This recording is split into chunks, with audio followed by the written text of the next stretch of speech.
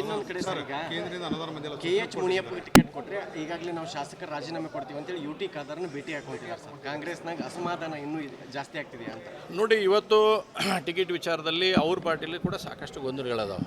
ಅವನ್ನೆಲ್ಲವನ್ನು ಕೂಡ ಅದು ಅವರು ಆಂತರಿಕ ವಿಷಯಗಳಾಗಿರ್ತಕ್ಕಂಥ ಅದ್ರ ಬಗ್ಗೆ ನಾನು ಯಾವುದೂ ಹೆಚ್ಚಿಗೆ ಒತ್ತು ಕೊಡುವಂಥದ್ದನ್ನು ಮಾಡಂಗಿಲ್ಲ. ಯಾಕಂದರೆ ಅವ್ರವ್ರ ಪಾರ್ಟಿ ಅವ್ರವ್ರ ವಿಷಯಗಳು ಅವರ ಆಂತರಿಕ ವಿಷಯಗಳಿತ್ತು. ಅವ್ರ ಬಗ್ಗೆ ಅವ್ರು ಚರ್ಚೆಯನ್ನು ಮಾಡ್ತಾರೆ. ಅವ್ರವ್ರು ಏನು ನಿರ್ಧಾರ ತಗೊಂತಾರೆ ಅವ್ರ ಪಾರ್ಟಿಗೆ ಬಿಟ್ಟಿದ್ದು. ನಮ್ಮ ಪಾರ್ಟಿದು ಬಂದಾಗ ಈಗಾಗಲೇ ಕಡೆ ನಮ್ಮ ಸನ್ಮಾನ್ಯ ರಾಜ್ಯದ ಹಿರಿಯರಾಗಿರ್ತಕ್ಕಂಥ ಸನ್ಮಾನ್ಯ ಯಡಿಯೂರಪ್ಪನವರಾಗಲಿ ಎಲ್ಲೆಲ್ಲಿ ಸಣ್ಣ ಪುಟ್ಟ ನಮ್ಮ ಕಡೆಯೂ ವ್ಯತ್ಯಾಸ ಆಗಿವೆ ಇಲ್ಲ ಅನ್ನೋಂಥದ್ದು. ಆದರೆ ಎಲ್ಲ ವ್ಯತ್ಯಾಸಗಳನ್ನು ಸರಿಪಡಿಸುವಂಥ ನಿಟ್ಟಿನಲ್ಲಿ ಇಡೀ ರಾಜ್ಯ ಭಾರತೀಯ ಜನತಾ ಪಾರ್ಟಿ ತಂಡ ಇವತ್ತು ಇಳಿದಿದೆ. ಅವನ್ನೆಲ್ಲವನ್ನು ಸರಿಪಡಿಸಿ 28ಕ್ಕೂ 28 ಸೀಟುಗಳನ್ನು ಗೆಲ್ಲಬೇಕನ್ನುವಂಥ ಮಾದಾಸೆಯೊಂದಿಗೆ ನಾವು ಏನು ಹೊರಟಿದ್ದೇವೆ ಆ ನಿಟ್ಟಿನಲ್ಲಿ 100% ನಾವು ಯಶಸ್ವಿ ಆಗ್ತೇವೆ ಅಂತ ವಿಶ್ವಾಸ. ಶಾಸಕರ ರಾಜೀನಾಮೆ ಬೆದರಿಕೆ ಏನು ಹಾಕ್ತಿದ್ದಾರೆ? ಇಲೆಕ್ಷನ್ ಮುಗಿದ ಮೇಲೆ ಏನಾಗ್ಬೋದು ಅಂತ ನೋಡಿ. ಇವತ್ತು ಟಿಕೆಟ್ ಹಂಚಿಕೆಯಿಂದ ಹಿಡ್ಕೊಂಡು ರಾಜ್ಯದ ವಿದ್ಯಮಾನಗಳನ್ನು ನೀವು ಕಾಂಗ್ರೆಸ್ ಪಾರ್ಟಿಯಲ್ಲಿ ಗಮನಿಸಿದಾಗ ಬಹಳಷ್ಟು ಸಮಸ್ಯೆಗಳಿದ್ದಾವೆ. ನಾವು ಹಿಂದೂ ಹೇಳಿದ್ವಿ, ಇವತ್ತು ಹೇಳಕತ್ತೆ ಮನೆಯೊಂದು 3 ಬಾಗಿಲಾಗಿ ನಿಟ್ಟಿನಲ್ಲಿ ಇವತ್ತು ಕಾಂಗ್ರೆಸ್ ಪಾರ್ಟಿ ಇದೆ. ಇವತ್ತು ಅನೇಕ ವಿಷಯಗಳನ್ನು ರಾಜ್ಯದಲ್ಲಿ 20 ಸೀಟ್ ಕಾಂಗ್ರೆಸ್ ಪಾರ್ಟಿ ಗೆಲ್ಲಿಲ್ಲ ಅಂತಂದರೆ ಸಿದ್ದರಾಮಯ್ಯನವರು ಮುಖ್ಯಮಂತ್ರಿಯಾಗಿ ಉಳಿಯಂಗಿಲ್ಲ ಅನ್ನೋತಕ್ಕಂಥ ಅವ್ರ ಶಾಸಕರು ಹೇಳಿದ್ದಾರೆ, ನಾವ್ಯಾರು ಹೇಳಿದ್ದಲ್ಲ. ಅವರ ಶ್ರೀನಿವಾಸ್ ಅವರು ಅವರೇ ಕೂಡ ನೋಡಿ. ಇವತ್ತು ಮುಂದೆ ಏನು ಹೇಳ್ಬೇಕನ್ನುವಂಥದ್ದನ್ನು ಸಿದ್ದರಾಮಯ್ಯವರು ಯಾರ್ಯಾರ ಬಾಯಲ್ಲಿ ಏನೇನು ಹೇಳಿಸ್ಬೇಕು ಅಂತ ಕರೆಕ್ಟಾಗಿ ಹೇಳಿಸ್ತಾರೆ. ಎಲ್ಲ ಯಾರ್ಯಾರ ಬಾಯಲ್ಲಿ ಏನು ಹೇಳಿಸ್ಬೇಕು ಆ ವಿಷಯಗಳನ್ನು ಭಾಳ ಸರಿಯಾಗಿ ಮಾಧ್ಯಮದವ್ರ ಮುಖಾಂತರ ಯಾರ್ಯಾರಿಗೆ ಮುಟ್ಟಿಸ್ಬೇಕು ಆ ವಿಷಯಗಳನ್ನು ಮುಟ್ಟಿಸ್ತಾರೆ. ಒಂದು ಕಡೆ ಸಿದ್ದರಾಮಯ್ಯನವರು ಸೀಟ್ ಬರಲಿಲ್ಲ ಅಂದ್ರೆ ಮುಖ್ಯಮಂತ್ರಿ ಹೋಗ್ಯತೆ ಅಂತ ಕಳಿಸಿದ್ರು, ಒಂದು ಕಡೆ ಮೆಸೇಜ್ ಹೋದ್ರೆ, ಇನ್ನೊಂದು ಕಡೆ ಆ ಥರ ನಾನು ಕೂಡ ಮುಖ್ಯಮಂತ್ರಿ ಆಸ್ಪರೆಂಟ್ ಅನ್ನುವಂಥದ್ದು DK ಶಿವಕುಮಾರ್ ಅವರ ಆಪ್ತ ವಲಯ ಕೂಡ ಇವತ್ತು ಹೇಳುವಂಥದ್ದಾಗ್ತಾಯಿದೆ. ಈ ಹಗ್ಗ ಜಗ್ಗಾಟದಲ್ಲಿ ನಾವೇನು ಮಾಡೋದು ಜರುತ್ತಿಲ್ಲ.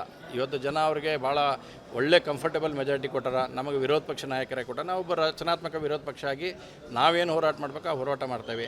ನಾವೇನೂ ಮಾಡಲಿಲ್ಲ ಅಂದರೂ ತನ್ನಿಂದ ತಾನೇ ಚುನಾವಣೆ ಮುಗಿದ ಮೇಲೆ ಬಹುದೊಡ್ಡ ಆಘಾತವನ್ನು ಕಾಂಗ್ರೆಸ್ ಪಾರ್ಟಿ ಅನುಭವಿಸಿದೆ. ಲೋಕಸಭಾ ಕ್ಷೇತ್ರಕ್ಕೆ ದಿಂಗಲ ಸ್ವಾಮಿಗಳನ್ನು ಇಳಿಸಲಿಕ್ಕೆ ಚಿಂತನ ಮಂಥನ ಸಭೆ ಇದೆ. ಇಲ್ಲ, ನನಗೆ ಅದು ಯಾವುದು ಗೊತ್ತಿಲ್ಲ, ನೋಡೋಣ. ಇನ್ನೊಂದು ಕಡೆ ಸರ್ ಈಗ ಕೇಂದ್ರದಿಂದ ಅನುದಾನ ಬಂದಿಲ್ಲ. KH ಮುನಿಯಪ್ಪ ಟಿಕೆಟ್ ಕೊಟ್ಟರೆ ಈಗಾಗಲೇ ನಾವು ಶಾಸಕರ ರಾಜೀನಾಮೆ ಕೊಡ್ತೀವಿ ಅಂತೇಳಿ UT ಖಾದರ್ನ ಭೇಟಿ ಹಾಕೊಂತಿದ್ದಾರೆ ಸರ್. ಕಾಂಗ್ರೆಸ್ನಾಗ ಅಸಮಾಧಾನ ಇನ್ನೂ ಜಾಸ್ತಿ ಆಗ್ತಿದೆ ಅಂತ ನೋಡಿ. ಇವತ್ತು ಟಿಕೆಟ್ ವಿಚಾರದಲ್ಲಿ ಅವ್ರ ಪಾರ್ಟಿಲಿ ಕೂಡ ಸಾಕಷ್ಟು ಗೊಂದಲಗಳದಾವೆ. ಅವನ್ನೆಲ್ಲವನ್ನು ಕೂಡ ಅದು ಅವರು ಆಂತರಿಕ ವಿಷಯಗಳಾಗಿರ್ತಕ್ಕಂಥ ಅದ್ರ ಬಗ್ಗೆ ನಾನು ಯಾವುದೂ ಹೆಚ್ಚಿಗೆ ಒತ್ತು ಕೊಡುವಂಥದ್ದನ್ನು ಮಾಡಂಗಿಲ್ಲ. ಯಾಕಂದರೆ ಅವ್ರವ್ರ ಪಾರ್ಟಿ ಅವ್ರವ್ರ ವಿಷಯಗಳು ಅವರ ಆಂತರಿಕ ವಿಷಯಗಳಿತ್ತು. ಅವ್ರ ಬಗ್ಗೆ ಅವ್ರು ಚರ್ಚೆಯನ್ನು ಮಾಡ್ತಾರೆ. ಅವ್ರವ್ರು ಏನು ನಿರ್ಧಾರ ತಗೊಂತಾರೆ ಅವ್ರ ಪಾರ್ಟಿಗೆ ಬಿಟ್ಟಿದ್ದು. ನಮ್ಮ ಪಾರ್ಟಿದು ಬಂದಾಗ ಈಗಾಗಲೇ ಕಡೆ ನಮ್ಮ ಸನ್ಮಾನ್ಯ ರಾಜ್ಯದ ಹಿರಿಯರಾಗಿರ್ತಕ್ಕಂಥ ಸನ್ಮಾನ್ಯ ಯಡಿಯೂರಪ್ಪನವರಾಗಲಿ ಎಲ್ಲೆಲ್ಲಿ ಸಣ್ಣ ಪುಟ್ಟ ನಮ್ಮ ಕಡೆಯೂ ವ್ಯತ್ಯಾಸ ಆಗಿವೆ ಇಲ್ಲ ಅನ್ನೋಂಥದ್ದು. ಆದರೆ ಎಲ್ಲ ವ್ಯತ್ಯಾಸಗಳನ್ನು ಸರಿಪಡಿಸುವಂಥ ನಿಟ್ಟಿನಲ್ಲಿ ಇಡೀ ರಾಜ್ಯ ಭಾರತೀಯ ಜನತಾ ಪಾರ್ಟಿ ತಂಡ ಇವತ್ತು ಇಳಿದಿದೆ.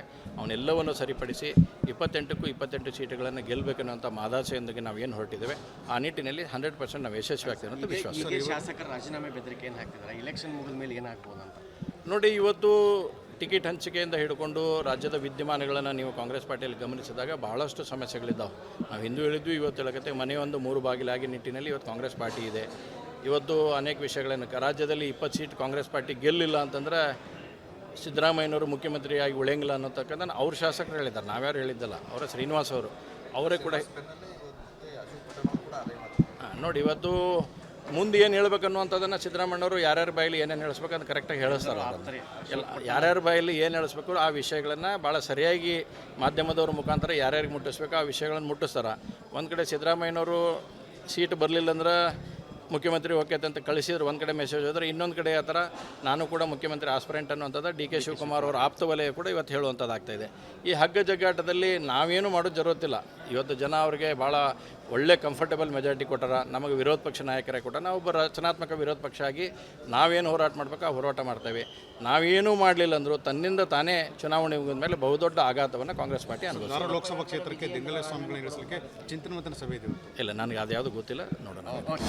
ಅನುಕ್ಷಣದ ಸುದ್ದಿಗಳಿಗಾಗಿ ವಿಸ್ತಾರ ನ್ಯೂಸ್ ಯೂಟ್ಯೂಬ್ ಚಾನೆಲ್ ಸಬ್ಸ್ಕ್ರೈಬ್ ಮಾಡಿ. ಹೊಸ ಸುದ್ದಿಗಳ ನೋಟಿಫಿಕೇಶನ್ಗಾಗಿ ಬೆಲ್ ಐಕಾನ್ ಕ್ಲಿಕ್ ಮಾಡಿ. ಲೇಟೆಸ್ಟ್ ಅಪ್ಡೇಟ್ಸ್ಗಾಗಿ www.vistaranews.com ವೆಬ್ಸೈಟ್ಗೆ ವಿಸಿಟ್ ಮಾಡಿ. ಅಂಗೈಯಲ್ಲೇ ಜಗತ್ತಿನ ಸುದ್ದಿ ತಿಳಿಯಲು ವಿಸ್ತಾರ ನ್ಯೂಸ್ ಕನ್ನಡ ಆಪ್ ಡೌನ್ಲೋಡ್ ಮಾಡಿ.